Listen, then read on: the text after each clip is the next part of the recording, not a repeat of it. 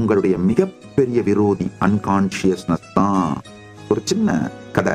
ஒருத்தர் அவருடைய ஆபீஸ்ல லஞ்ச் பிரேக் வந்த உடனே அவருடைய லஞ்ச் பாக்ஸை திறக்கிறாரு. ஃப்ரெண்ட்ஸ் எல்லாம் உட்காந்துருக்காங்க. திறந்துட்டு ஐயோ இதே கத்திரிக்காயாச்சே அப்படின்னு அந்த கத்திரிக்காயை சபிச்சுட்டு சாப்பிட்டுறாரு. மறுநாள் லஞ்ச் பாக்ஸை திறக்கிறாரு. அதே மாதிரி அவங்க ஃப்ரெண்ட்ஸ் எல்லாம் உட்காந்துருக்காங்க. அடச்சி இதே கத்திரிக்காயா அப்படின்னு கத்திரிக்காயை சபிச்சுட்டு சாப்பிட்டுறாரு. மூணாவது நாளும் லஞ்ச் பாக்ஸை திறக்கிறாரு. அடச்சி இதே கத்திரிக்காயா அப்படின்னு கத்திரிக்காயை சபிச்சுட்டு சாப்பிட்டுறாரு. அவங்க ஃப்ரெண்ட்ஸ்க்குலாம் ஆச்சரியம் தாங்க முடியல. என்னையா உங்களுக்கு பிடிக்காத கத்திரிக்காயை உங்க ஒய்ஃப் ஏன் தினம் குக் பண்ணி உங்களை டார்ச்சர் பண்றாங்க அப்படின்னு மெதுவா முணுமுணுக்க ஆரம்பிச்சாங்க. ஆனா அது யாருக்கும் அவர்கிட்ட கேட்கறதுக்கு தைரியம் வரல. இப்படியே ஒரு 4 நாள் ஆச்சு, 5 நாள் ஆச்சு.